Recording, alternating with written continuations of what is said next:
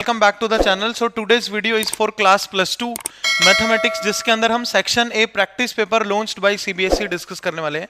ये sample paper नहीं है जो सीबीएसई ने अभी प्रैक्टिस पेपर लॉन्च करा है सितंबर में ही, उसको हम डिटेल में डिस्कस करेंगे। हर एक क्वेश्चन को मैं जो भी कंसेप्ट लगेगा उस पर बात करूंगा और आप डिटेल में आप वीडियो को कंप्लीट देखना अगर आपने प्रैक्टिस पेपर करना है तो, क्योंकि सीबीएसई अभी बोल रहा है भाई हम कॉम्पिटेंसी बेस्ड क्वेश्चन देंगे। अगर कॉम्पिटेंसी बेस्ड क्वेश्चन देंगे तो ये पेपर आपका सोल्व किया हुआ जरूर होना चाहिए बेटा। उसके अलावा चैनल पे मैंने अगर आप प्लेलिस्ट में जाके देखोगे तो वन शॉट्स कुछ डाले हुए हैं +2 के, आईटीएफ, रिलेशंस, फंक्शन, मैट्राइसिस, और मैं कंटिन्यूटी में ये सभी वन शॉट अपलोड करने वाला हूं, तो वो भी आप देख सकते हो। सो प्रैक्टिस पेपर आपका सोल्व किया हुआ जरूर होना चाहिए। तो अभी आप पेन और कॉपी लेके बैठ जाना और क्वेश्चन नंबर 1 से इसका पीडीएफ, जो पेपर का पीडीएफ है वो मैं इस वीडियो के डिस्क्रिप्शन बॉक्स में इसका लिंक डाल दूंगा, जिसमें पेपर का भी पीडीएफ होगा और इसके नोट्स का भी पीडीएफ होगा। दूसरा, इसके सॉल्यूशन का भी पीडीएफ सीबीएसई की तरफ से लॉन्च किया गया है, जो मैंने वीडियो अभी डाला था थोड़े टाइम पहले भी कि जो प्रैक्टिस पेपर है क्या पेपर सच में मुश्किल आएगा, तो वो वीडियो भी आप जाके देख लेना। उसका लिंक मैं यहाँ पे आई बटन पे दे देता हूँ। So let us start the video with section number A. We will discuss one by one every question. और जो चैप्टर्स आपने अभी तक नहीं पढ़े, जैसे वेक्टर 3D जनरली सितंबर तक नहीं होते, प्रोबेबिलिटी, तो उनके क्वेश्चंस आप फिलहाल स्किप कर देना। लेकिन जैसे ही आपके वो चैप्टर क्लास में हो जाएंगे, ऑफलाइन क्लास में, ऑनलाइन क्लास में, then you can see the video. Any 2x2 order matrix P, कोई भी एक रैंडम मैट्रिक्स है 2x2 का जिसको हमने P से डिनोट करा है। Which of the following matrices can be Q such that PQ equals to QP। PQ और QP दोनों सेम होने चाहिए। देखो, कोई भी एक एनी रैंडम मैट्रिक्स है P, आप लेट कर लो P, आप कोई भी एक रैंडम मैट्रिक्स लेट कर सकते हो, जैसे कि हमने लेट कर लिया 2 3 7 5, कुछ भी, जो भी एलिमेंट आपके दिमाग में है। अब आपने इन चारों ऑप्शन में से कोई एक ऐसा मैट्रिक्स, डी ऑप्शन तो है नो सच मैट्रिक्स एग्जिस्ट, ठीक है, तो चारों ऑप्शन में से कोई ऐसा मैट्रिक्स बताना जो मैं इससे मल्टीप्लाई करूं और दोनों बार बराबर आ जाए, चाहे मैं PQ निकालूं चाहे मैं QP निकालूं। यानी Q आपको बारी बारी लेके देखना पड़ेगा। पहली बात, ये तो ऑप्शन हो ही नहीं सकता। क्यों नहीं हो सकता? देखो, इसका जो ऑर्डर है वो 2x2 है, इसका जो ऑर्डर है वो 1x1 है, तो नंबर ऑफ कॉलम पहली के और नंबर ऑफ रोज दूसरी के सेम होने चाहिए, तो ये ए ऑप्शन तो वैसे ही नेग्लेक्ट हो गया। अगर मैं बी ऑप्शन की बात करूं तो इसको आप क्यू लेट कर लो थोड़ी देर के लिए, क्योंकि हमने उसको क्या बोलना है, क्यू मैट्रिक्स। तो अगर आप बी ऑप्शन से चेक कर रहे हो तो आपने उसको क्यू लेट करा 1 0 0 1, और ये आइडेंटिटी मैट्रिक्स दिया हुआ है। तो आपको पता है अगर किसी आइडेंटिटी मैट्रिक्स को मैट्रिक्स से मल्टीप्लाई करते हैं या आइडेंटिटी को मैट्रिक्स से मल्टीप्लाई करते हैं तो वापस से मैट्रिक्स ही आ जाता है। तो ये अल्टीमेटली अगर आप Q से मल्टीप्लाई करोगे तो ये P आ जाएगा, क्योंकि Q का वैल्यू यहाँ पे आइडेंटिटी मैट्रिक्स है। तो ये क्वेश्चन बेस्ड है आइडेंटिटी मैट्रिक्स की प्रॉपर्टी पे, तो B इसका आंसर बन जाएगा। अगर आप 1 1 1 से मल्टीप्लाई करके देखोगे इधर और इधर, तो देखते हैं आंसर सेम आता है या अलग अलग आता है। ठीक है, एक बार आप 2 3 7 5 आपने P पहले लिखा और फिर आपने लिखा 1 1 1 1, मल्टीप्लाई करके देखें फर्स्ट रो फर्स्ट कॉलम, तो ये कितना वैल्यू आ रहा है, देखो ध्यान से, 2 + 3 5 आ जाएगा पहला एलिमेंट। फिर फर्स्ट रो सेकंड कॉलम, ये भी 5 आएगा। सेकंड रो फर्स्ट कॉलम 12 आएगा, सेकंड रो सेकंड कॉलम 12 आएगा। लेकिन अगर आप इसी को ऐसे मल्टीप्लाई करते हो तो 1 1 1 1 और यहाँ पे 2 3 7 5। अब आप देखो फर्स्ट रो फर्स्ट कॉलम कितना आ रहा है, 9 आ रहा है। जो PQ है वो कुछ और है और जो QP है वो कुछ और है, पहला एलिमेंट ही अलग आ गया, सेम कैसे हो सकते हैं? तो इसलिए ना इसका आंसर बन सकता C, और तो इसलिए इसका B आंसर बनेगा। वैसे भी हमें ये आइडेंटिटी मैट्रिक्स का प्रॉपर्टी पता होना चाहिए। अगर आप आइडेंटिटी मैट्रिक्स को किसी मैट्रिक्स से मल्टीप्लाई कर देते हो तो वो मैट्रिक्स खुद आ जाता है। तो इस क्वेश्चन का आंसर है B पार्ट। जिन बच्चों को ये पता होगा प्रॉपर्टी आइडेंटिटी मैट्रिक्स वाला, वो इसका आंसर इमीडिएटली लिख सकते हैं। नेक्स्ट देखते हैं, this is question number 2 and this is from chapter determinant. तो देखते हैं इस क्वेश्चन को क्या कहता है ये। If V is a matrix of order 3, V कोई भी मैट्रिक्स है जिसका ऑर्डर 3 है, यानी वो स्क्वायर मैट्रिक्स है 3x3 ऑर्डर का। मैंने आपको बताया था स्क्वायर मैट्रिक्स का ऑर्डर ऐसे लिखा होता है, ऑर्डर 3 लिखा हुआ था वो 3x3 का है। एडजॉइंट ऑफ V का जो डिटरमिनेंट है, ध्यान से देखना बेटा, ये प्रॉपर्टी बहुत इंपॉर्टेंट है। एडजॉइंट ऑफ V का जो डिटरमिनेंट है वो गिवन है 7। हमने बताना है which of the this is determinant of V का डिटरमिनेंट बताना है। तो एडजॉइंट ऑफ V के डिटरमिनेंट का प्रॉपर्टी जो है वो ये होता है, ये A डिटरमिनेंट का पावर, यानी इसमें मैट्रिक्स V है ना, तो v डिटरमिनेंट का पावर n-1 हो जाएगा और ये 7 दिया हुआ है। ये प्रॉपर्टी आप याद कर लो, बहुत ज़्यादा इंपॉर्टेंट है। एडजॉइंट ऑफ a का जो डिटरमिनेंट होता है that is a determinant raise to the power n-1। आपको हमेशा याद होना चाहिए डिटरमिनेंट में ये प्रॉपर्टी। इसका जेई में भी और सीबीएसई में भी क्वेश्चन लगभग हर साल पूछ लिया जाता है। तो v डिटरमिनेंट कितना है हमारे पास, ध्यान से देखो क्वेश्चन में, वो तो बताना है, v डिटरमिनेंट बताना है, लेकिन हमारे पास n जरूर है। What is n here, order of matrix, और वो 3 है, तो 2 हो जाएगा इक्वल्स टू 7। तो देखो v का डिटरमिनेंट कितना आ जाएगा, रूट ऑफ 7, यानी रूट ऑफ 7 आप देख लो कौन सा ऑप्शन है, तो सी आपका आंसर बन जाएगा इसका, अंडर रूट ऑफ 7। फिर से मैं बता देता हूं, एडजॉइंट ऑफ v का डिटरमिनेंट दिया हुआ था 7, उस पर प्रॉपर्टी लगा दिया। एडजॉइंट ऑफ a का determinant a determinant raise to the power n-1 होता है, a determinant raise to the power n-1, ये एडजॉइंट ऑफ v है, तो हो जाएगा v determinant raise to the power n-1। इसका वैल्यू 7 गिवन है बेटा, तो यहां से n का वैल्यू क्या होता है, that is the order of matrix, जो कि क्या दिया हुआ है क्वेश्चन में, 3 दिया हुआ है, तो n 3 पुट कर दिया, तो v डिटरमिनेंट का स्क्वायर 7 आ गया और v डिटरमिनेंट का वैल्यू √7। ये था क्वेश्चन नंबर 2। ये देखते हैं third question. If D, E and F are the mid points of A, B, B, C and C A respectively. यहाँ पे आपको एक ट्राइंगल नजर आ रहा होगा ABC, A के वर्टिसेस है 0 0, B के वर्टिसेस है 2 2 और C के वर्टिसेस है 4 6। What is the area of shaded region? क्या आपको इसको देख के पता लग रहा है कि ये डिटरमिनेंट का क्वेश्चन है? यस, ये क्वेश्चन डिटरमिनेंट का एक्चुअल में। देखो अब कैसे निकालेंगे डिटरमिनेंट की मदद से इसको। जो शेडेड रीजन ब्लैक कलर का आपको नजर आ रहा है उसका एरिया बताना है। उसका एरिया निकलेगा बड़े ट्रायंगल में से छोटे ट्रायंगल का एरिया माइनस करके। आप देख पा रहे होगे, एक तो बड़ा ट्रायंगल है इसमें ABC और एक छोटा ट्रायंगल है DEF। तो हम पहले ABC का एरिया निकालेंगे, DEF का एरिया निकालेंगे और दोनों को सबट्रैक्ट कर देंगे। तो पहले ABC का एरिया ढूंढते हैं। एरिया ढूंढने का मेथड होता है, अगर मैं यहाँ पे लिखूँ area of triangle ABC, so what is the formula, 1/2 बाहर डिटरमिनेंट लगेगा, उसके बाद x1 y1 1, x2 y2 1 और x3 y3 1। ये डिटरमिनेंट की मदद से एरिया का वैल्यू होता है। ये वही फॉर्मूला जो हम 10th में भी पढ़ते थे, x1 into y2 minus y3, उसके बाद x2 into y3 minus y1, वो इस तरह से फॉर्मूला डिटरमिनेंट की मदद से ऐसे निकालना है। तो 1/2 एज इट इज। इसमें मैं ABC के कोऑर्डिनेट्स यूज करूंगा, जिसमें A के कोऑर्डिनेट है 0 0, A के कोऑर्डिनेट क्या है 0 0, B के कोऑर्डिनेट्स है 2,2 और C के कोऑर्डिनेट्स है 4,6। तो मेरे लिए ये x1 y1 बनेगा, यानी 0 0 1, उसके बाद 2 2 1, उसके बाद 4 6 1। ये ABC का एरिया बेटा, जो बड़ा ट्रायंगल है उसका एरिया है। तो 1/2 इंटू, इसको ना आप एक्सपेंड कर लो R1 के लोग, और दो एलिमेंट आपने सोल्व नहीं करने क्योंकि दो के आगे क्या लगा हुआ है, 0 0 लगा हुआ है। R1 के लोग जब आप एक्सपेंड करोगे तो क्या लिखोगे, ये इस वाले एलिमेंट के लिए जब फर्स्ट रो थर्ड कॉलम छुपाओगे तो ये 6 2 12 और -8, तो 4 आ जाएगा। तो 2 स्क्वायर यूनिट एरिया है पूरे ट्राइंगल का। उसके बाद जो ये वाला ट्राइंगल है, ध्यान से देखना आप, जो बीच वाला ट्राइंगल है उसका एरिया कैसे निकालेंगे, DEF मिड पॉइंट है, यहाँ से मिड पॉइंट फॉर्मूला लगाओ, ये 1 हो जाएगा। Mid point formula x1 + x2/2 y1 + y2/2, इधर से 0 + 2/2, ये भी 1 हो जाएगा। इधर से निकालें 4 + 6/2, ये 3, 2 + 6/2 4, f निकालेंगे तो 0 + 4/2 2 हो जाएगा और 0 + 6/2 ये 3 हो जाएगा। अब यहाँ पे मैं लिख रहा हूँ इस अंदर वाले ट्राइंगल का एरिया 1/2 x1 y1 1, यानी 1 1 1 2 3 1 3 4 1। ये एरिया है कौन से ट्राइंगल का, एरिया ऑफ ट्राइंगल DEF। ये DEF का एरिया बेटा, इसको भी 1/2 R1 के लोग एक्सपेंड करेंगे, first row first column, first row first column, तो 1 के इंटू में आएगा 1, R1 के लोग एक्सपेंड करें बेटा, प्लस में 1 into first row second column, तो ये भी 1 आएगा।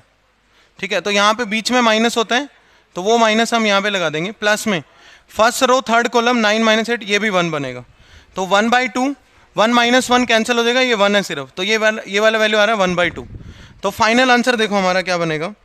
हमने बाहर वाले एरिया में से, बाहर वाला एरिया है 2 और ये वाला एरिया 1/2, तो हमारा आंसर बनेगा रिक्वायर्ड एरिया, बोला नहीं है भाई, रिक्वायर्ड एरिया बनेगा 2 - 1/2, 3/2। सो 3/2 इस क्वेश्चन का आंसर बनेगा, बी ऑप्शन। ठीक है, नेक्स्ट क्वेश्चन पे चलते हैं। ये देखते हैं, ये है question related to derivative. fx हमें एक फंक्शन गिवन है that is cos inverse under root x, cos inverse under root x function है हमारा। Which of the following is equals to f dash x. F dash x अगर आपसे पूछा तो मतलब डेरिवेटिव पूछा गया है। क्वेश्चन में क्या पूछा बेटा, डेरिवेटिव। इसके लिए आपको कोस इनवर्स एक्स का फॉर्मूला पता होना चाहिए। What is the derivative of cos inverse x? Derivative of cos inverse x equals to -1 by under root of 1 minus x square होता है। ये है derivative of cos inverse x जब यहाँ पे एक्स होगा। लेकिन इस क्वेश्चन में अगर आप देखोगे तो एक्स की जगह पे क्या लिखा हुआ बेटा, रूट एक्स लिखा हुआ है। तो कोस इनवर्स का फॉर्मूला तो लगेगा, साथ में रूट एक्स का हो जाएगा। तो हो जाएगा -1 by under root of 1 minus x square, यानी रूट एक्स का स्क्वायर, तो एक्स हो जाएगा। और रूट एक्स का डेरिवेटिव 1 बाय 2 रूट एक्स हो जाएगा। इसको रूट वाले को आप अंदर लिख सकते हो, तो माइनस का 1 बाय 2 रूट के अंदर एक्स इंटू 1 माइनस एक्स। तो ये इसका ऑप्शन बन जाएगा सी। ठीक है, सी नहीं बनेगा, डी बनेगा, क्योंकि डी में माइनस बाहर है, माइनस है ना इसमें। देखो सिर्फ माइनस का फर्क है सी और डी में। अगर ये साइन इनवर्स रूट एक्स होता तो इसका आंसर फिर सी आता। अभी आंसर क्या बनेगा, डी बनेगा। पहले कोस इनवर्स का फॉर्मूला लगाया 1 by root 1 minus x square, और फिर एंगल का रूट एक्स का डेरिवेटिव क्या होगा, 1 बाय 2 रूट एक्स होगा। ठीक है, चेन रूल लगा, रूट एक्स का डेरिवेटिव 1 बाय 2 रूट एक्स हुआ, तो डी ऑप्शन इसका बन जाएगा। नेक्स्ट क्वेश्चन ये देखते हैं, ये अच्छा क्वेश्चन है, डिफरेंशिएबिलिटी और कंटिन्यूटी के ऊपर बेस्ड है। हमने बताना है a function f real to real be defined by f x की। देख लो आप, टोटल 3 डेफिनेशन है।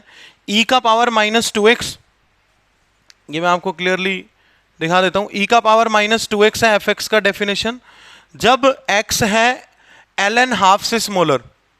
इसका जो कंटिन्यूटी और डिफरेंशिएबिलिटी है वो ln हाफ पे चेक करना है। जनरली एनसीईआरटी लेवल पे हम नंबर्स पे चेक कर रहे होते हैं, लेकिन इसका चेक करना है ln हाफ पे। इसका वैल्यू 4 है अगर x का वैल्यू ln हाफ से बड़ा और इक्वल, 0 से छोटा और इक्वल, और e का पावर -2x है अगर x 0 से बड़ा है तो इसको डिफाइन करा हुआ है ln हाफ से लेके 0 तक। ठीक है, हमने बताना है which of the following is true, F x is not continuous but differentiable, continuous but not differentiable, neither continuous nor differentiable, both continuous as well as differentiable। तो हम इसकी कंटिन्यूटी चेक करेंगे। अगर कोई फंक्शन कंटिन्यूअस ही नहीं होता तो वो डिफरेंशिएबल भी नहीं हो सकता। अगर कोई फंक्शन कंटिन्यूअस नहीं है तो वो डेफिनेटली नॉन डिफरेंशिएबल होता है। डेरिवेटिव का पहला कंडीशन ये होता है कि फंक्शन कंटिन्यूअस होना जरूरी है। तो इसका कंटिन्यूटी चेक कर लेते हैं हम ln हाफ पे। ln हाफ पे कंटिन्यूटी, अगर इस तरह एमसीक्यू क्वेश्चन में कंटिन्यूटी चेक करना हो ना बेटा, तो ln हाफ सीधा पुट कर दो, left hand limit. Left hand limit कैसे निकालोगे आप, ln हाफ डायरेक्ट पुट कर दो, e का पावर -2 इंटू ln हाफ, ऐसा लिख देंगे। ठीक है, अब -2 को हाफ की पावर में ले जाओ, e का पावर ln हाफ का पावर हो जाएगा -2, और e से ln कैंसिल हो जाएगा, तो ये आ रहा है हाफ का पावर -2, यानी कि 2 का पावर 2। देखो जब भी पावर को पॉजिटिव करना होता है हम अंदर वाले नंबर को रेसिप्रोकल करते हैं, तो ये 4 आ रहा है। तो ln हाफ पे लेफ्ट हैंड लिमिट आ रहा है 4, मैंने डायरेक्ट रख दिया x की जगह पे बस, और कुछ भी नहीं करा। ln हाफ पे लेफ्ट हैंड लिमिट कितना आ रहा है, 4 आ रहा है, और राइट हैंड लिमिट वो भी 4 है, वो तो दिखा ही हुआ है। देखो ln हाफ पे राइट हैंड लिमिट 4 लिखा हुआ है, तो ये कंटिन्यूटी मैंने चेक कर दिया ln हाफ पे। ठीक है, तो हमने इसी के ऊपर बताना है कंटिन्यूअस, तो ये बन गया 4। अगर आप डायरेक्ट चेक करोगे ln हाफ पे तो वो वैल्यू भी 4 है। एफ ऑफ ln हाफ अगर आप चेक करोगे तो वो भी 4 है, तो तीनों बराबर हो गए, left hand limit, right hand limit and value of function at ln half, तीनों सेम है। तो कंटिन्यूअस तो ये है ln हाफ पे। अब डिसकंटिन्यूटी वाला कौन कौन सा ऑप्शन है वो हम हटा सकते हैं, तो सी नहीं हो सकता इसका आंसर, क्योंकि इसमें कह रहे हैं नीदर कंटिन्यूअस नॉर डिफरेंशिएबल। ए नहीं हो सकता इसका आंसर, क्योंकि इसमें बोला नॉट कंटिन्यूअस। इसमें क्या बोला है, ए में नॉट कंटिन्यूअस बोला है। ठीक है, नेक्स्ट देखते हैं और कौन सा ऑप्शन है। बी है f x is continuous but not differentiable, f x is both continuous. Differentiability check करना पड़ेगा। डिफरेंशिएबिलिटी कैसे चेक करते हैं, एमसीक्यू टाइप क्वेश्चन में सीधा डेरिवेटिव कर दिया करो। अगर लेफ्ट हैंड डेरिवेटिव और राइट हैंड डेरिवेटिव इक्वल आ रहे हैं तो डिफरेंशिएबिलिटी चेक हो गया। तो देखते हैं एलएचडी निकालते हैं इसका। एलएचडी के लिए हम क्या करेंगे, लेफ्ट हैंड डेरिवेटिव, तो वो तो e का पावर -2x इंटू -2 हो जाएगा, यानी कि -2 e का पावर -2x। अब इसका वैल्यू आप निकाल दो ln हाफ पे, इसका वैल्यू ln हाफ पे निकालेंगे, x की जगह वही ln हाफ रखेंगे हम लोग, तो ये -8 आ जाएगा, क्योंकि e का पावर -2x तो अभी अभी हमने सोल्व करा ना, 4 आता है, तो -8 आ रहा है। RHD इसी के ऊपर, RHD 4 है। RHD एग्जैक्टली क्या है देखो ना, 4 का, सॉरी 4 नहीं है, RHD है 0, कैसे भाई, RSD में फंक्शन कौन है, 4, 4 का डेरिवेटिव क्या हो जाएगा, ऊपर भी तो डेरिवेटिव ही किया मैंने, फिर x रखा, नीचे 4 का डेरिवेटिव 0, तो यहाँ पे LHD is not equals to RSD है।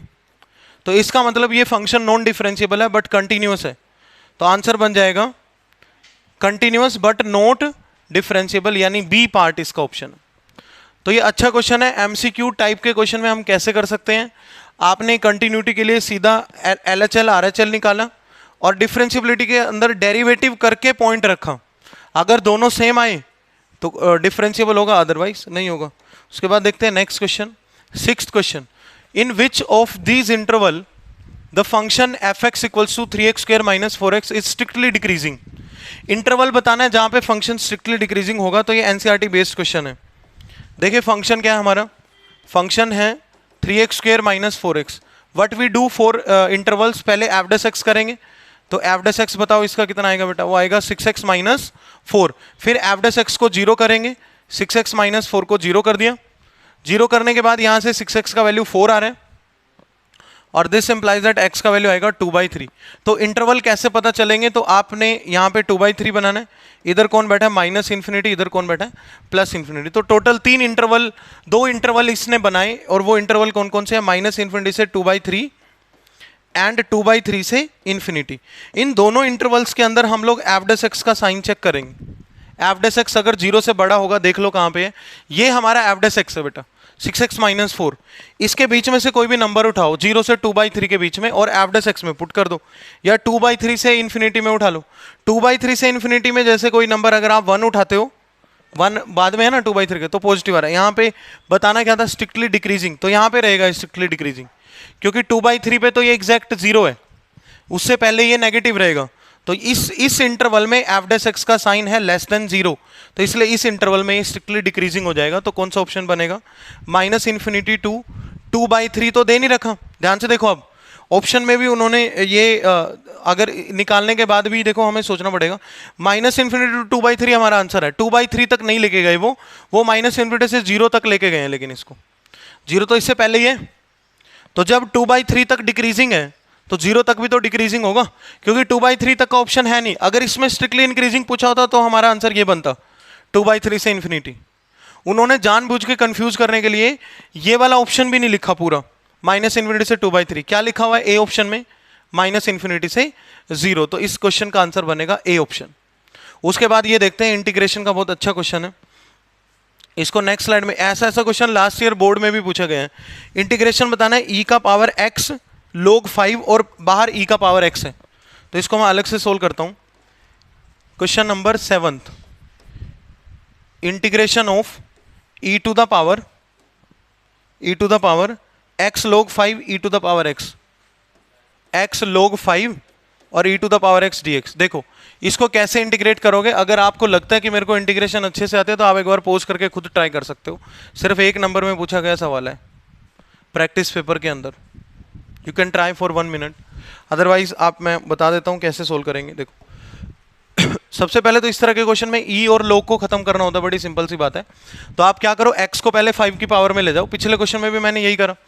तो इसको लिख सकते हैं हम ई लोग 5 का पावर एक्स, एक्स को यहां से इसकी पावर मिलेगी, इनटू में ई का power x s is d x. E से लोग हो जाएगा कैंसिल, ई से लोग कैंसिल होगा, तो हमारे पास अब इंटीग्रेशन बनाइए 5 का पावर x इंटू ई का पावर x dx। हमने इस फंक्शन को इंटीग्रेट करना है बेटा। अब यहां पे भी एक चैलेंज है भाई, इसको कैसे इंटीग्रेट करें, क्योंकि दोनों ही एक्सपोनेंशियल फंक्शन है, दोनों ही क्या है, एक्सपोनेंशियल फंक्शन है। और अगर प्रोडक्ट कंबाइन तो ये हो नहीं रहे, क्योंकि बेस अलग अलग है। और प्रोडक्ट रूल लगाएं तो किसको फर्स्ट फंक्शन लेट करे, किसको सेकंड लेट करे, ये भी क्वेश्चन है। तो देखो अब इस क्वेश्चन को समझना, आइलेट के प्रोडक्ट रूल से ही होएगा। ये एक्सपोनेंशियल वैसे सबसे लास्ट में आता है, बट ये दोनों ही एक्सपोनेंशियल फंक्शन है, एक ए की पावर एक्स जैसे, एक ई की पावर एक्स जैसे। तो आप उसको सेकंड फंक्शन लेट कर लो जिसका इंटीग्रेशन करना आसान होता है। इंटीग्रेशन करना आसान है ई की पावर एक्स का, तो आप इसको लेट कर लो फर्स्ट फंक्शन और इसको लेट कर सकते हो सेकंड फंक्शन। अदरवाइज हम थोड़ा आंसर के हिसाब से भी देख सकते हैं, ऑप्शन के हिसाब से, कि किसको फर्स्ट लेट करे किसको सेकंड। फिलहाल ऐसे काम करके देखते हैं। तो देखो आई क्या बनेगा, first function as it is 5 का power x into integration of second, same रहेगा, माइनस इंटीग्रेशन का साइन, डेरिवेटिव ऑफ फर्स्ट 5 का पावर एक्स इंटू ln 5, ये डेरिवेटिव ऑफ फर्स्ट होगा, इंटू इंटीग्रेशन ऑफ सेकंड बाहर से कॉपी करके लिख देंगे, और ये आई का वैल्यू चल रहा है, आई का वैल्यू चल रहा है, लेकिन फिर इंटीग्रेशन भी लगा दिया आइलेट रूल से, लेकिन फिर से देखा यार ई 5 का पावर एक्स और ई का पावर एक्स, तो फिर से आगे प्रोडक्ट में अब दोबारा आइलेट लगाएं क्या, दोबारा आइलेट लगाएं इस पर, नहीं दोबारा नहीं लगाएंगे। देखो समझ से जाना ध्यान से, बड़ा अच्छा क्वेश्चन है इंटीग्रेशन का, फंसा रखा पूरी तरह से। रैंडम अगर ऐसा पहली बार क्वेश्चन सामने आता है ना बच्चों के, तो जनरली सोल्व होने के चांसेस कम है। तो 5 का पावर एक्स इंटू ई का पावर एक्स, इसमें से ना ln 5 कॉमन ले लो, ln 5 कॉमन ले लेंगे, अंदर क्या बनेगा 5 का पावर एक्स इंटू ई का पावर एक्स dx। और ये ध्यान से देखो, ये आई नहीं बन गया वापिस से बेटा, ये जो है ये वापिस से क्वेश्चन बन गया, आई जनरेट हो गया वापिस से, और इस ln 5 इंटू आई बनाइए, ये क्या बना ln 5 इंटू आई। अगर आप इसको ध्यान से देखोगे, this is nothing but value of i, so this is ln 5 into i. इसको इधर बुला लो फिर, तो यहां पे क्या बनेगा आई प्लस ln 5 इंटू आई, और वहां पे राइट हैंड साइड में क्या रह गया 5 का पावर x इंटू ई का पावर x। इसमें से ले लो कॉमन i, अल्टीमेटली तो हमने i का वैल्यू बताना है, तो अंदर बनेगा 1 प्लस ln 5, और उधर देखो आप पावर सेम है ना, तो जब भी पावर सेम होती है तो बेसिस हो जाते हैं मल्टीप्लाई, तो ये 5 ई का पावर x हो जाएगा। तो यहां से फाइनली i का वैल्यू हमारे पास क्या आ गया 5 ई का power x divide bye 1 plus ln 5। तो देखिए कौन से ऑप्शन में बन रहा है 5 ई का power x divide by ln 5e, ln 5 into e, ln 5 into e, हाँ ln 5 into e, a option बन रहा है। एक और थोड़ा सा और मैं फाइनली मैच करवा देता हूँ, ln 5 इंटू ई कैसे बना रखा है इन्होंने बता दूँ। देखो अभी हमारा नीचे क्या रहा है 1 प्लस ln 5 आ रहा है, नीचे क्या रहा अभी 1 प्लस ln 5, तो 1 को आप क्या लिख सकते हो ln e लिख सकते हो या नहीं बताओ, क्या 1 को ln e लिख सकते हैं बेटा, फिर log की प्रॉपर्टी लगा रखी है, देखो 5e का power x divide by ln e plus ln 5, log a plus log b, log a भी होता है, तो 5e का whole power x divide by ln 5e, so this is the answer, A option.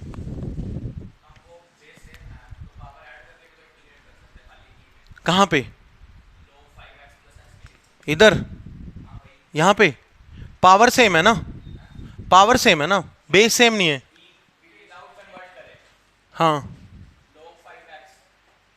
यहां पे कह रहे हो आप, अगर बेस ई है, बेस सेम है, पावर आप कह रहे हो ऐड हो जाएगी, तो पावर अगर आप ऐड कर भी दोगे लोग प्लस एक्स, तो ये बन गया, तो कैसे इंटीग्रेट हो रहा है, ऐसे नहीं होता ना, वो ई की पावर अगर कोई लीनियर फंक्शन होता है तो आप कर सकते हो, मान लो अगर ये ऐसे होता है ई की पावर 5x है बस, तो आप लिख सकते थे ई का पावर 5x बाय 5, नहीं कर सकते ना, ये तो लोग फंक्शन आ गया ना, लोग और अलजेब्रा, लोग भी तो है यहाँ पे। अगर कोई लीनियर हो ना सिर्फ, तो उसका कोएफिशिएंट नीचे जाते होता है हमेशा, साइन में, कोस में, लोग में, यहाँ पे लीनियर नहीं है ना, यहाँ पे पावर में लोग है, इसलिए इसको इस तरह से इंटीग्रेट करा हमने। तो जब भी दो एक्सपोनेंशियल फंक्शन प्रोडक्ट में आ जाए ना बेटा, हमेशा याद रखना आप प्रोडक्ट रूल लगाओगे, ये आई बन जाएगा और आई को फिर हम इस तरह बुला लेंगे। बहुत यूनिक क्वेश्चन है इंटीग्रेशन का, मतलब हर बच्चा फंस सकता है इसके अंदर। अगर पहली बार ये क्वेश्चन एकदम से सामने आएगा तो मैक्सिमम बच्चे इसको कर नहीं पाएंगे सोल्व, ऐसा क्वेश्चन दे रखा है। नेक्स्ट देखते हैं ये वाला question, shown below is the curve defined by y equals to log x plus 1 का कर्व है ये, this is the curve of y equals to log x plus 1 का ग्राफ बना के दिया हुआ है, शुक्र है ग्राफ नहीं पूछा कि कैसे बनेगा। x is greater than equal to 0, ये तो होता ही है भाई, ये डोमेन होना चाहिए log के डिफाइंड होने के लिए। हमने बताना है which of these is the area of shaded region. Shaded region आप देख लो, ये एरिया अंडर द कर्व का क्वेश्चन है। शेडेड रीजन जा रहा है 1 से लेके 3 तक, तो लिमिट जाएगा, इंटीग्रेशन क्या होगा, एरिया होगा, लिमिट होगा 1 से 3 तक और y dx, क्योंकि ये एरिया आप देख पा रहे हो x एक्सिस के साथ लगता है या नहीं बताऊं, x एक्सिस के साथ लगता है, तो y dx हो जाएगा, और y का वैल्यू क्वेश्चन में गिवन है। तो फाइनली हमारा एरिया यहाँ पे बनेगा 1 से 3 log x प्लस 1 और dx। अब क्वेश्चन ये है कि log x प्लस 1 को कैसे इंटीग्रेट करें, तो इस पे भी प्रोडक्ट रूल लगेगा, इसके इंटू में 1 लेना पड़ेगा हमें। तो चलो सोल्व करते हैं इसको, देखेंगे कौन सा ऑप्शन यहाँ पे बन रहा है। तो प्रोडक्ट रूल हम लगाएंगे, किसको फर्स्ट फंक्शन लेट करें, आइलेट के अकॉर्डिंग। देखो ये बनेगा हमारा फर्स्ट फंक्शन और ये 1 बनेगा सेकंड फंक्शन, तो करें integrate first function as it is log x plus 1 into integration of second जो कि x बनेगा माइनस में इंटीग्रेशन का sign, derivative of first function 1/x+1 into integration of second जो कि x बनेगा। ठीक है, अब इंटीग्रेशन ऑफ सेकंड हमने बाहर से कॉपी करके लिख दिया, अब इसको इंटीग्रेट तो करना है। इसको इंटीग्रेट करने के लिए मैं यहीं पे +1 और -1 कर दूं बेटा। +1 -1 तो करेंगे तभी इंटीग्रेट हो पाएगा, और फिर सेपरेट करके इंटीग्रेशन कर देंगे। लिमिट इसका क्या है, लिमिट इसका स्टार्टिंग से कितना है 1 से लेके 3 तक, वो रख देंगे पहले, लेकिन इंटीग्रेट करेंगे। देखो log x+1 as it is into x as it is minus में, इसका इंटीग्रेशन समझना ध्यान से। x+1/x+1 1 है, 1 का इंटीग्रेशन x हो जाएगा, -x कर दिया मैंने। फिर 1/x+1 माइनस और माइनस प्लस हो जाएगा, तो ये बन जाएगा प्लस में log x+1। ठीक है, और इसका जो लिमिट है पूरे का वो क्या है 1 से लेके 3 तक, ये 3 रखेंगे तो ये क्या बनेगा log 4। ध्यान से देखना बेटा, जब हम अपर लिमिट 3 रखेंगे यहां पे तो ये बनेगा 4, ये यहां पे 3 log 4, 3 log 4 आएगा, 3 रख रहा हूं मैं, माइनस में 3 बनेगा, प्लस में कितना बनेगा log 4 बन जाएगा। ये मैंने रख दिया अपर लिमिट पूरे में। माइनस में अब रखेंगे 1, तो ये 1 इंटू log 2, तो log 2 आ जाएगा, -1 आ जाएगा, और प्लस में log 2 आ जाएगा। तो पहले मैंने रखा अपर लिमिट यानी कि 3, फिर माइनस में मैंने रखा लोअर लिमिट यानी कि 1। तो ये बन रहा है 3 log 4। 3 log 4 को आप 6 log 2 भी लिख सकते हो। कैसे, क्योंकि ये 2 का पावर 2 है, 6 log 2 -3, प्लस में इसको आप लिख सकते हो 2 log 2, 2 log 2 लिख सकते हो। माइनस के बाद ये log 2 प्लस log 2, 2 log 2 बन जाएगा, और प्लस में 1 हो जाएगा, तो ये हो जाएगा इसके साथ कैंसिल। देखो ध्यान से, अब ये 6 log 2 बना, और -3 + 1 -2, तो 6 log 2 एंड -2। तो इस क्वेश्चन का आंसर बनेगा ऑप्शन ए। ऑप्शन ए इसका आंसर है, 6 log 2 -2। देखते हैं नेक्स्ट क्वेश्चन, 8 तक पहुंच गए हम लोग। 9th, in which of the following equation is the degree and order are equal. ये तुम लोग बताओ, ये तो सबके लिए आसान है। ऑर्डर और डिग्री किस क्वेश्चन में इक्वल यहां पे बनेगा। इसको मैं थोड़ा सा और जूम कर देता हूं, क्योंकि इसमें तो बस ऑर्डर और डिग्री ही बताना है कि किस क्वेश्चन में सेम आएगा। ऑर्डर क्या होता है, basically highest order derivative involved. Highest order derivative ही ऑर्डर होता है, और उसकी जो पावर होती है वो डिग्री होती है। तो हमने ऐसा ढूंढना है जिसमें ऑर्डर और डिग्री सेम हो। इसका तो डिग्री है तो डिफाइंड, इसका तो नॉट डिफाइंड है, ये तो हो ही नहीं सकता, इसका डिग्री ही नॉट डिफाइंड है। बी ऑप्शन तो वैसे ही हमने एलिमिनेट कर दिया, क्योंकि जब साइन के एंगल में डेरिवेटिव आ जाए, ई की पावर में डेरिवेटिव आ जाए, log के एंगल में डेरिवेटिव आ जाए, तो सी ऑप्शन में देखते हैं। इसका ऑर्डर है 2, हाईएस्ट ऑर्डर डेरिवेटिव, और उसका पावर 2 है। इसका ऑर्डर है 1, ऑर्डर 1 है, ऑर्डर 3 है, डिग्री 1 है, तो ये भी नहीं हो सकता। अच्छा, सी ऑप्शन देखें, इसमें देखो हाईएस्ट ऑर्डर डेरिवेटिव 2 है बेटा, उसका पावर भी 2 है। इसमें हाईएस्ट ऑर्डर डेरिवेटिव 3 है, उसका पावर 1 है, तो सी ऑप्शन है। हमने बताना था वो two chapter differential equation. Kapila is trying to find the general solution of the differential equation. ये 3 डिफरेंशियल इक्वेशन हमें गिवन है। Which of the above become variable separable by substituting y equals to bx। अगर y की जगह bx put कर दे तो कौन सा वेरिएबल सेपरेबल बन जाता है। Where b is a variable. देखो यहाँ पे एक बहुत इंपॉर्टेंट चीज है, b क्या गिवन है, वेरिएबल, कंफ्यूज करने के लिए। b is a variable, y की जगह bx रखने के बाद कौन सा इक्वेशन वेरिएबल सेपरेबल में रिड्यूस हो जाएगा। Where b is a variable, that we have to check. So इसका पहले पार्ट ए चेक करेंगे। देखो थर्ड पार्ट तो बिल्कुल भी नहीं हो रहा, क्योंकि कोस के एंगल में चला जाएगा। अगर मैं सबसे पहले थर्ड पार्ट चेक करता हूं बेटा, तो ध्यान से देखो, dy by d x equals to sine x minus cos b x हो जाएगा ये, क्योंकि जब भी एंगल में दोनों वेरिएबल है तो इनको सेग्रीगेट करना बहुत मुश्किल है। ठीक है, तो ये तो नहीं हो सकता। ठीक है, नेक्स्ट देखते हैं हम लोग।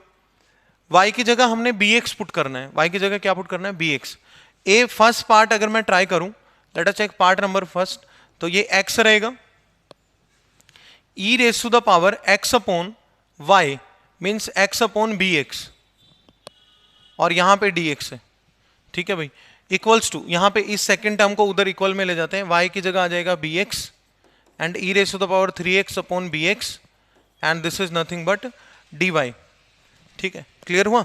तो यहां से देखते हैं x into e to the power, x से x कैंसिल हो जाएगा बेटा, e to the power 1 by b into d x equals to, यहां पे अगर आप देखोगे तो x से x कैंसिल हो जाएगा, b e to the power 3 by b into x into d y. Clear हुआ। यहां पे अगर आप देख पा रहे होगे तो हम b को और x को यहां से सेग्रीगेट कर सकते हैं, b वाला टर्म और dx वाला टर्म और dy वाला टर्म, इनको हम अलग अलग कर सकते हैं। तो ए ऑप्शन तो इसका बन रहा है। आप देखो ना, आप x dx एक तरफ कर सकते हो, यहां से y dy एक तरफ कर सकते हो, तो सेपरेट हो जाएगा। Let us check now this part. इस पार्ट में भी y की जगह पे क्या आ जाएगा, bx आ जाएगा। y की जगह पे क्या आ जाएगा, bx आ जाएगा, और यहां से हम सेग्रीगेट नहीं कर पाएंगे। देखिए अगर फिर से बना के देखते हैं, 2x + 1 dy by dx, और ये इस तरफ जा रहा है 3 - 2 इंटू, यहां पे bx आ जाएगा। तो इधर भी b और x प्रोडक्ट में, लेकिन b यहां पे क्या है, वेरिएबल है। अगर कांस्टेंट होता तो ये पार्ट भी बन जाता। तो फिलहाल इसमें जो सेपरेट होएगा वो a पार्ट इसका आंसर बनेगा, क्योंकि हमने सिर्फ ये बताना था कि वेरिएबल सेपरेट हो जाए, ऐसा डिफरेंशियल इक्वेशन बताओ। So a is the answer. Let us see next question. This question belongs to the chapter vector algebra. Vector algebra का सवाल है, projection of a on b. Concept मैं बता देता हूं। अगर आपने निकालना है projection of a on b, projection of a vector on b vector, so इसका फॉर्मूला होता है a dot b upon b magnitude. और प्रोजेक्शन ऑफ बी ऑन ए बताना है तो projection of B vector on a vector, so formula will be a dot b upon a magnitude. ठीक है, तो ये कैसे डिटेल में फॉर्मूला बना वो तो हमने वीडियो लेक्चर्स जो वेक्टर के बनाएंगे तो उसके अंदर डिटेल में एनसीईआरटी हमने पूरा सोल्व करा हुआ है चैनल के ऊपर, वो आप चेक कर सकते हो। For which of these vectors is the projection on y axis is 0, मतलब इनमें से किस वेक्टर का वाई एक्सिस पे प्रोजेक्शन 0 होगा, ऐसा हमने बताना है। किस वेक्टर का वाई एक्सिस पे प्रोजेक्शन क्या होगा, 0 होगा, that we need to tell. अब वाई एक्सिस जो लाइन होती है हमारे पास, टोटल 3 एक्सेस होते हैं, एक्स एक्सेस, वाई एक्सेस और जेड एक्सेस। ये एक्स है, ये वाई है और ये जेड है। वाई एक्सेस के अलोंग अगर आप कोई वेक्टर कंसिडर करते हो तो वो जे कैप होता है। हमने बताना है which of these vector is the projection on y axis is 0। तो वाई एक्सिस के अलोंग आप एक वेक्टर मान लो, उसको आप बोल दो b, that is j cap. और ए वेक्टर आप ऑप्शन 1 में आप ए वेक्टर लोगे, ये वाला 2 जे कैप। अगर प्रोजेक्शन 0 आ रहा है तो ए आंसर बन जाएगा। ठीक है, फिर आप दूसरे पार्ट में बी वेक्टर को आप जे वेक्टर ही रखोगे, लेकिन ए वेक्टर आप ले लोगे ये वाला -5k। ठीक है, आप ऐसे चेक करोगे, यहां पे फॉर्मूला लगाओ ए डॉट बी, नहीं बन रहा है ये बी का मैग्नीट्यूड, ये नहीं बन रहा। किसका डॉट प्रोडक्ट 0 आ रहा है ये देखना पड़ेगा, -5k और नीचे है ये i -4k। तो चेक करते हैं बारी बारी, ये देखना ए डॉट बी, ये तो 2 बनेगा, 2 बाय में b का मैग्नीट्यूड 1 आ रहा है, तो यहां से तो प्रोजेक्शन 0 नहीं आ रहा, तो a ऑप्शन इसका नहीं हो सकता। 2j के साथ प्रोजेक्शन लेके a को मान लिया 2j, और j डॉट j तो वैसे भी कितना होता है, 1 होता है। k वाला बन जाएगा बेटा, ये बन जाएगा, क्योंकि k अगर k वेक्टर का किसी दूसरे के साथ डॉट प्रोडक्ट करोगे तो वो वैसे ही 0 आएगा। इसमें आप करना 5k का डॉट प्रोडक्ट, उधर k वाला तो है ही नहीं, तो 0 हो जाएगा। तो हमारा आंसर बनेगा ओनली 2, क्योंकि इसमें है क्या j, अरे वाह, इसमें भी j नहीं है, ये भी i -4k है। एक बार मैं वेरीफाई करता हूँ, i -4k है ना ये, हाँ i -4k है ये, दिस इज i -4k, तो इससे भी 0 बनेगा। क्योंकि अगर आप थर्ड पार्ट में हमारा a वेक्टर क्या बन जाएगा, i -4k, और b वेक्टर वही जो y एक्सिस का लूंगा j वेक्टर बन जाएगा। इनका डॉट प्रोडक्ट अगर आप निकालोगे और नीचे b मैग्नीट्यूड रखोगे तो ये भी कितना आ रहा है, 0 आ रहा है। तो ये भी बनेगा इसका 2 and 3, 2 and 3 is the D option. तो डी इस क्वेश्चन का आंसर था, and concept is projection of a vector on another vector. Let's see next question. ये बेस्ड है हमारा क्रॉस प्रोडक्ट पे। क्वेश्चन में क्या गिवन है, लेट्स सी। 2 वेक्टर हमें गिवन है, इनका क्रॉस प्रोडक्ट दिया हुआ है 0। What are the values of lambda and this sigma. Lambda और सिग्मा का वैल्यू बताना है। यहाँ पे सिंबल यूज हुआ है, एक लैम्डा यूज हुआ है और एक ये सिग्मा यूज हुआ है, इनका वैल्यू हमने बताना है। और क्रॉस प्रोडक्ट 0 दिया हुआ। अब 2 वेक्टर का क्रॉस प्रोडक्ट का फॉर्मूला क्या होता है बेटा, लेट्स सी। 2 वेक्टर के क्रॉस प्रोडक्ट का फॉर्मूला होता है i j k a1 b1 c1 a2 b2 c2, और ये डिटर्मिनेंट आ जाएगा। और ये इन्होंने कितना दिया हुआ है क्वेश्चन में, 0 दिया हुआ है। सो this is the formula of cross product of 2 vector, determinant की मदद से निकलता है। ये i j है, k वाला टर्म नहीं है इसमें, तो ये हो जाएगा 1 लैम्डा 0, उधर हो जाएगा पहला रो तो हमारा क्या रहेगा, i j और k रहेगा।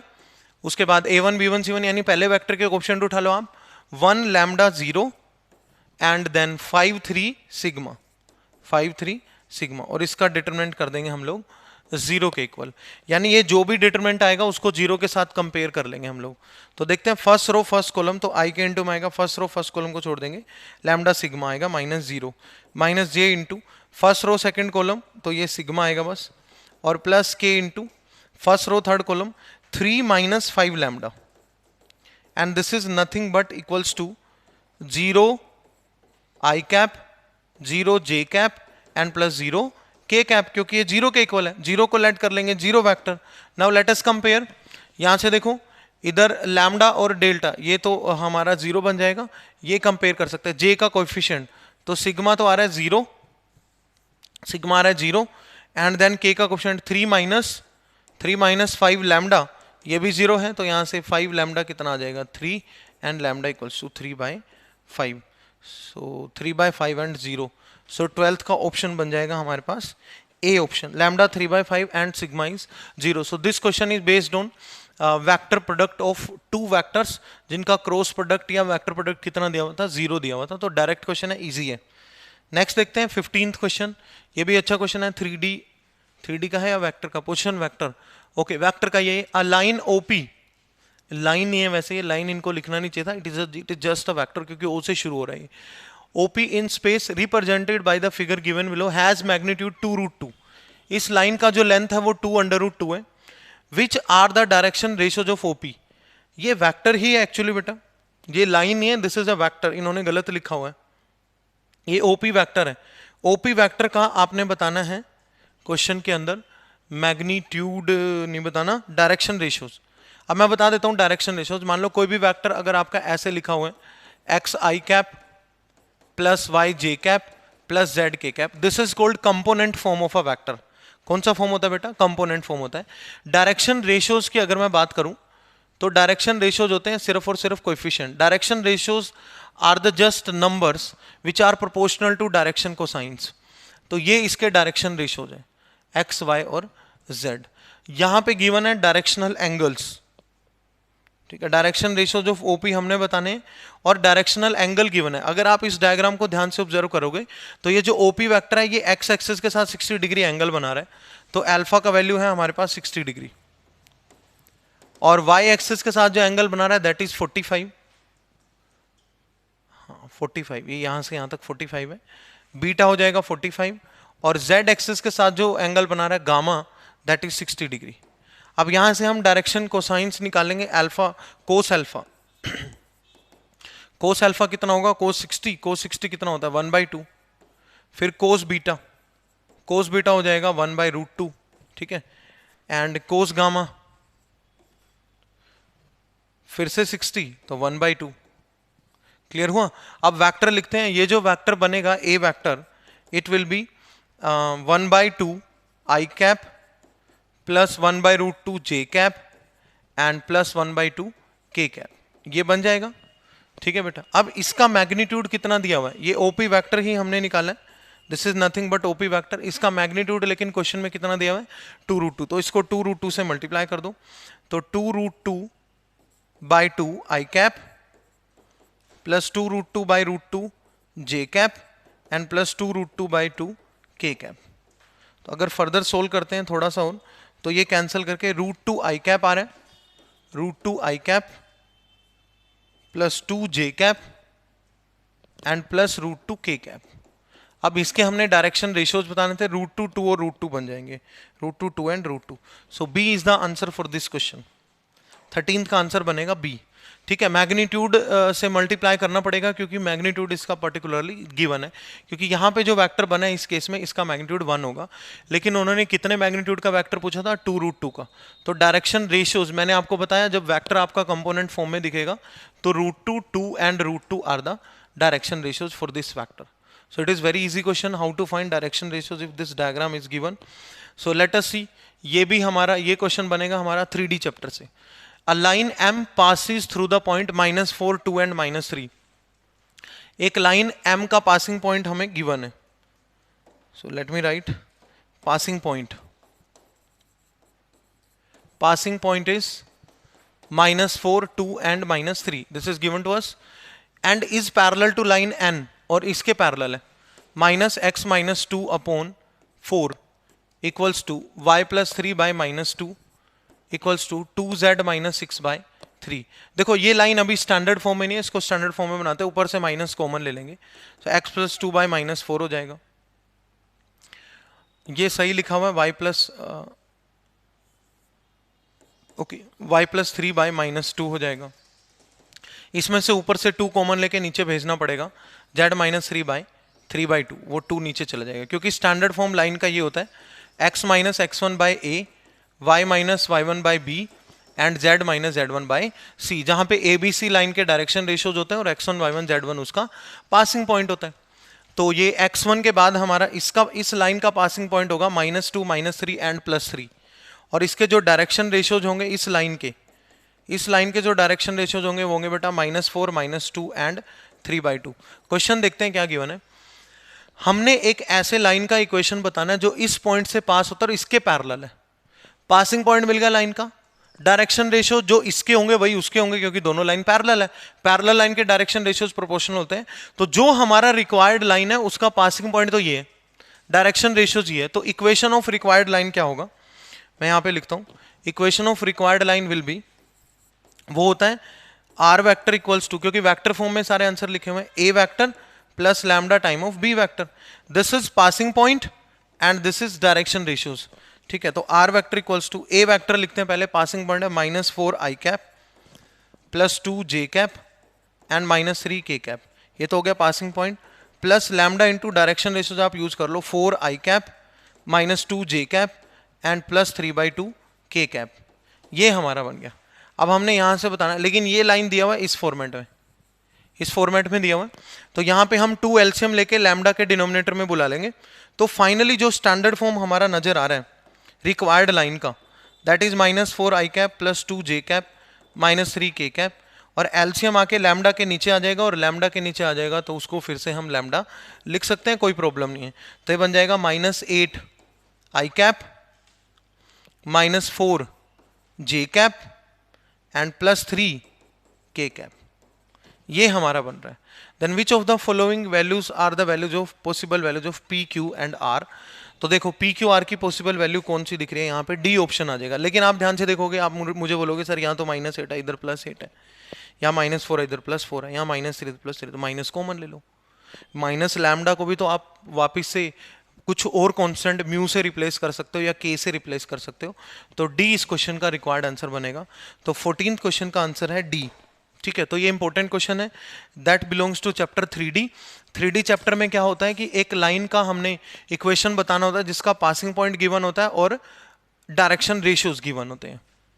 सो let's discuss next question, that is 15th। L1 and L2 are 2 skew lines. पहले तो आप स्क्यू लाइंस का मतलब समझ लो, आपने याद रखना है ऐसी लाइन जो ना पैरेलल होती है ना इंटरसेक्टिंग होती है, those are called skew lines. अब ये बनती कैसे हैं, स्क्यू लाइंस जो होते हैं बेटा वो अलग अलग प्लेन में होते हैं, जैसे एक एक्स प्लेन में, एक एक्स वाई प्लेन में, एक वाई जेड प्लेन में। So these are called skew lines. तो इस क्वेश्चन में स्क्यू लाइंस दिए हुए हैं L1 और L2। L1 L2 दो स्क्यू लाइंस हैं। स्क्यू लाइंस कैसे बनेंगे, स्क्यू लाइंस बनेंगे हमारे दो अलग अलग प्लेन में। मान लो एक लाइन आपका यहाँ पे, एक लाइन आपका इस अपर वाले प्लेन में है। क्वेश्चन में बताना ये है, how many lines joining L1 L2 can be drawn which are perpendicular to both L1 and L2। देखो अगर मान लो एक लाइन XY प्लेन में, एक लाइन XZ प्लेन में, तो दूसरी YZ प्लेन में होगी, एक ही परपेंडिकुलर लाइन हो सकती है वो। ठीक है, तो इसका आंसर वैसे एग्जैक्टली 1 बनेगा। मैं थोड़ा सा और इलेबोरेट करता हूं इसको। स्क्यू लाइंस का मतलब होता है जो लाइन ना तो परपेंडिकुलर हो ना इंटरसेक्टिंग हो। अभी मे भी आपने 3D चैप्टर ना पढ़ा हो, तो जितने क्वेश्चन जहां तक आपने पढ़ रखे आप पहले वहां तक सोल्व कर लेना, और प्रैक्टिस पेपर का लेवल देख लो आप एक बार कैसा है। तो स्क्यू लाइंस हमारी बनेंगी जो डिफरेंट प्लेन में लाई करती है। मान लो एक XY प्लेन हो सकता है, एक YZ प्लेन हो सकता है, तो उनके परपेंडिकुलर एक ही लाइन होगी जो दोनों के परपेंडिकुलर हो, दैट इज XZ प्लेन। मान लो ये XY प्लेन है, ठीक है, ये YZ प्लेन है, तो XZ प्लेन ऐसे जाएगा, जो XZ प्लेन होगा वो दोनों के परपेंडिकुलर होगा। So there can be exactly one line which is perpendicular to 2 skew lines. ठीक है, ये याद रखना आपने। नेक्स्ट क्वेश्चन देखते हैं। This question belong to chapter LPP। What is given? A linear programming problem LPP along with the graph of its constraints is shown below. The corresponding objective function z z हमें given है 3x plus 2y which is to be minimise. इसको क्या करना है बेटा, minimise करना है। The minimum value of objective function is obtained at corner point 2,0। तो यहां पे एक कॉर्नर पॉइंट दिया हुआ है दैट इज 2,0। 2,0 पे इन्होंने बोला इसका मिनिमम वैल्यू आर है, खुद ही बोल रहे हैं भाई ये एक फिजिबल रीजन है and this is unbounded feasible region. You can सी 2,0 पे इसका मिनिमम वैल्यू यहां पे बन रहा है, ऐसा क्वेश्चन वालों ने बोला है। नेक्स्ट देखते हैं, the optimal solution of the above linear programming problem dash. Optimal solution या मैक्सिमम या मिनिमम, ऑप्टिमल दोनों, ऑप्टिमल के अंदर दोनों आ जाते हैं, मैक्सिमम भी आ जाता है मिनिमम भी आ जाता है। ए ऑप्शन देखते हैं, does not exist as feasible region is unbounded. जरूरी नहीं है कि फिजिबल रीजन अनबाउंडेड हो तो ऑप्टिमल सॉल्यूशन नहीं आएगा, तो ये क्रॉस कर दिया मैंने। Does not exist as inequality does not have any common point with the feasible reason.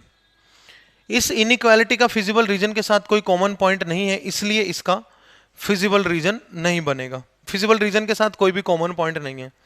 हमने एलपीपी का एक वन शॉट डाला हुआ बेटा चैनल पे, प्लेलिस्ट में जाके अगर आप विजिट करोगे तो 40 मिनट्स में पूरा एलपीपी फुल्ली पढ़ाए हुए हैं। ठीक है, एक बार मैं नेक्स्ट ऑप्शन भी देखता हूँ। Exist as the inequality has infinitely many points in common with feasible region. Exist as inequality does not have any point in common with feasible reason.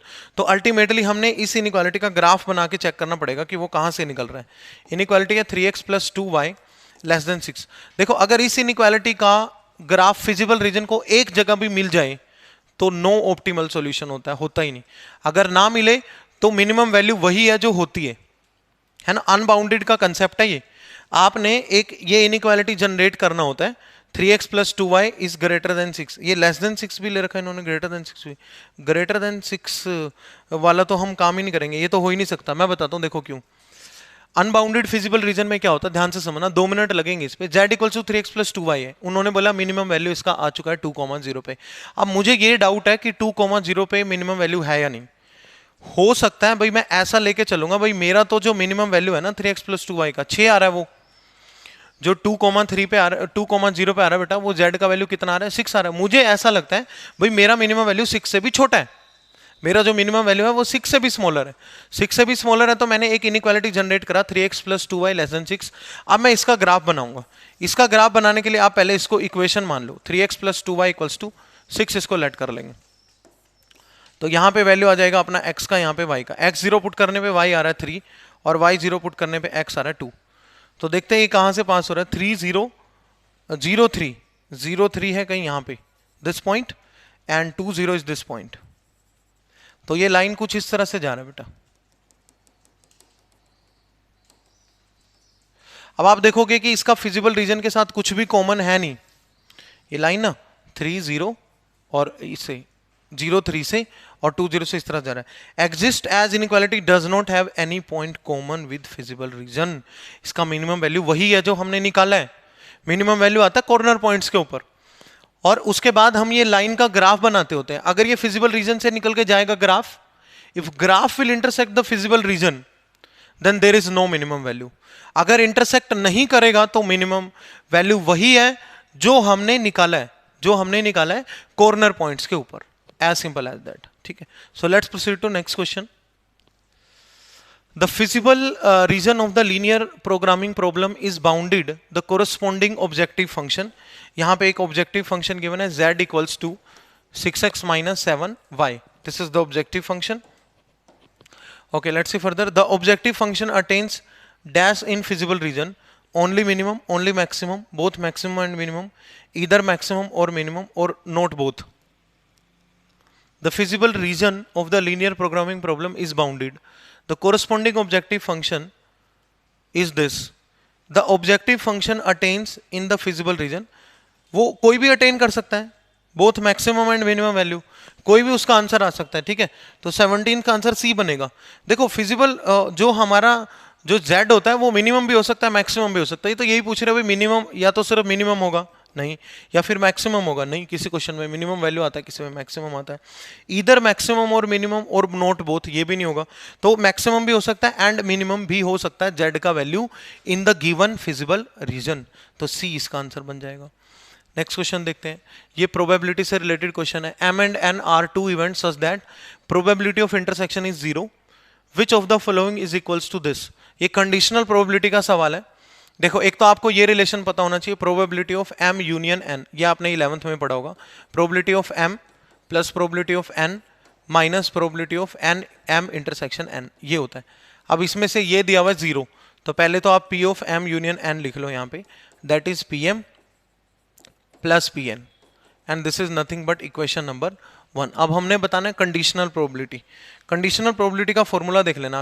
अगर आप लिख रहे हो P of A by B, इसका मतलब होता है probability of A when B has already occurred, probability that is based on some condition, and what is that condition, that is probability of A when B has already occurred. इसका formula होता है P of A intersection B upon PB। अगर आप इसी को ऐसे लिखने जा रहे हो P of B by A, so it will B P of A intersection B, ऊपर तो इंटरसेक्शन ही आएगा, नीचे PA आ जाएगा। अब हम किसको लिखने जा रहे हैं, इधर देखो ध्यान से, we are going to write probability of M by M union N। तो ये होगा probability of M intersection M union N, ऊपर दोनों का इंटरसेक्शन और नीचे probability of M union N हो जाएगा। ठीक है बेटा, M यूनियन N का हम ऑलरेडी लिख चुके हैं। अब ध्यान से देखना, इधर M यूनियन N में M भी और N भी है, और उसका इंटरसेक्शन M के साथ ले रहे हो तो M आ जाएगा। M यूनियन N में तो M और N दोनों हैं, उसका इंटरसेक्शन आप M के साथ ले रहे हो तो M ही आ जाएगा, तो ऊपर आ जाएगा PM। और इक्वेशन नंबर 1 से PM यूनियन N हमने क्या निकाला, PM प्लस PN। तो इस क्वेश्चन का आंसर हमारा बन जाएगा PM by PM plus PN, that is option number C। So it is that much easy question, probability just a formula only. Next देखते हैं, असर्शन रीजन बेस्ड क्वेश्चन है। X is a set 0, 2, 4, 6, 8. P is a relation on X defined by, P एक relation है, मैं इसको एक बार दोबारा से लिख देता हूं यहाँ पे। What is P we are having 0, 2, 4, 2, 4, 6, 8, 6, 2, 4 and last is 0, 4। तो ये हमारे पास सभी ऑर्डर्ड पेयर गिवन है। Based on the above information 2 statements are given below, 1 labeled A and 1 labeled R। The relation P on set X is transitive। वो what is a transitive relation, AB है BC है तो AC होना चाहिए। तो ढूंढते हैं, 0, 2 है, 2, 4 है, 0, 4 है, 4, 2, 4, 2, 2, 4, 4, 4 मिल गया। 4, 2 है, 2, 4 है रिलेशन में, बट 4, 4 नहीं है, तो ट्रांजिटिव तो नहीं है, ये फॉल्स हो गया। ठीक है, इट इज फॉल्स। नेक्स्ट देखते हैं, relation P has a subset of the form AB BC and AC where ABC belongs to X। Relation P has a subset of the form AB BC AC where ABC belongs to X, ये हो सकता है। Relation P के जो subsets होंगे, has a subset of the form, has a subset of the form, ये हो सकता है, इसमें कोई दिक्कत नहीं। ए से इसका कोई लेना देना नहीं है। इसके सबसेट ऐसे तो लिखोगे आप, how will you right subset of this, उसके अंदर रैंडम 0, 2 हो सकता है, 4, 2 हो सकता है, 4, 6 हो सकता है।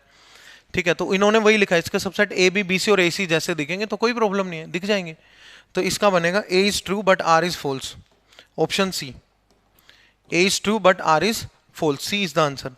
Late us see next question now. 2 statements are given below, one labeled as like this only, it is given A I am writing, A में क्या दिया है उन्होंने, एक फंक्शन दिया हुआ है fx equals to x to the power 5 and x is belonging to -1 to 1।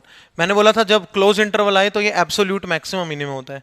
Is attain the critical point at x, maximum value attain at critical point at x equals to 0, नहीं 0 पे तो नहीं आ रही maximum value, 1 पे आ रही है, क्योंकि 0 पे चेक करेंगे, 0 पे चेक करेंगे जो कि क्रिटिकल पॉइंट है, 1 पे चेक करेंगे और -1 पे चेक करेंगे, तो 1 पे आ रही है ना मैक्सिमम वैल्यू, 0 पे तो नहीं आ रही, तो दिस इज फॉल्स।